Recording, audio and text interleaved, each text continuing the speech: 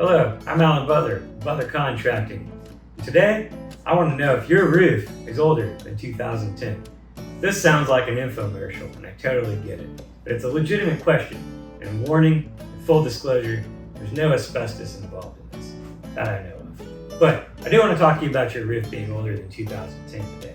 And the reason being is I find out that some customers, they just have no idea, or even most roof contractors don't know that if your roof is older than 2010, you may possibly qualify for a new roof entirely if there was to be some kind of insurance claim for damage on the roof. Why, you might ask? That's a great question. We're going to dive in and get into the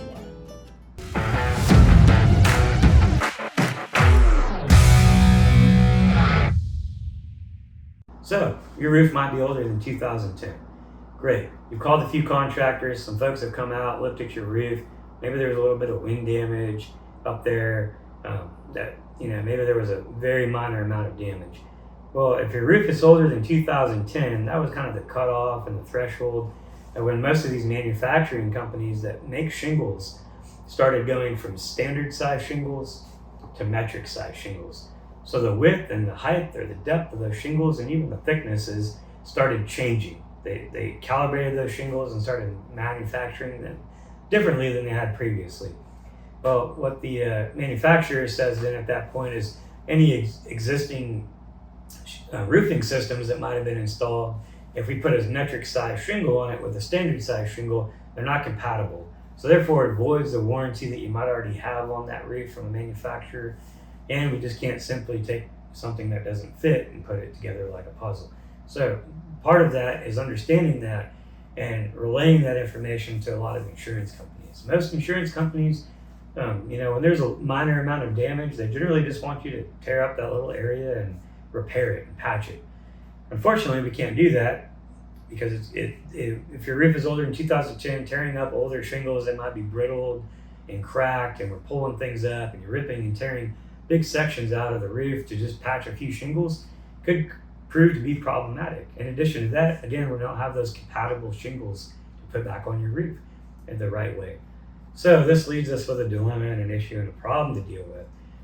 A lot of roofing companies, or just folks who might come do roof repairs just working out of their truck, they're going to hop up there, you're going to get the roof patched, and they're going to get $500,000-$800,000 for a roof repair and be on their merry way. And unfortunately, you as a consumer loses out because you probably just voided your roof warranty and you didn't know it, number one. Number two, you may have qualified to get an entirely new roof paid for by insurance with you just paying your deductible, and you just lost out on the opportunity to do that by getting the roof repaired because now you've already taken care of the patch or the repair. Maybe the insurance paid out a little bit for that repair, and now you've already submitted that claim. The claim's been paid and processed, and life has moved on.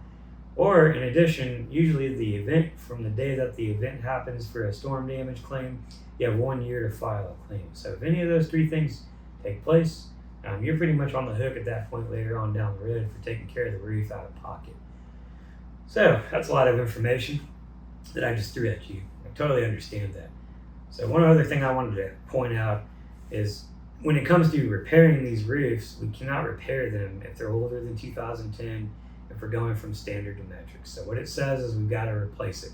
So some insurance companies will come back and say, well, there's only a little bit of damage on this one slope of the house. So you can go up to the ridge, which is the top part of the roof where the cap is, or the hip, and just tear that slope off, and we'll cover just to replace that one slope.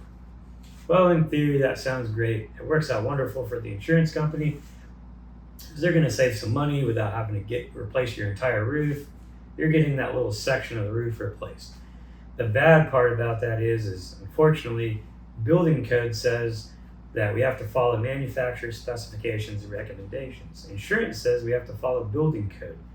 Building code goes to manufacturer specifications. The manufacturer says in order to put the roof system on correctly and properly and warranty it, we have to take it all up and redo it and make sure all the layers go on correctly. We can't just patch things because it's not going to be under warranty.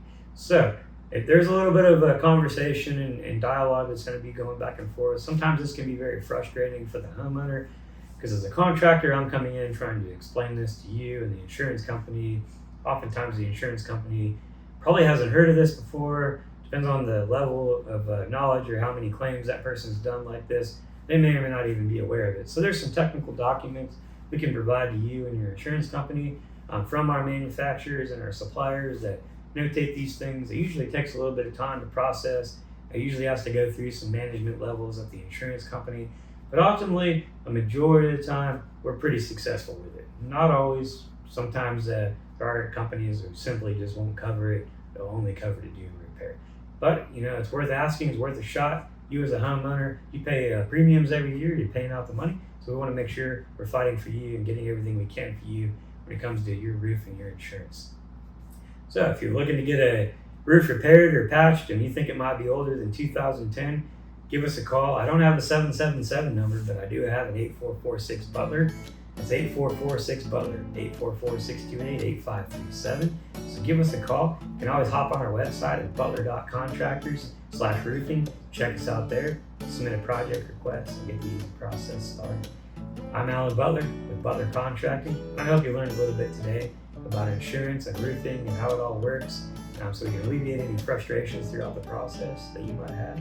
And we'll see you on your next project.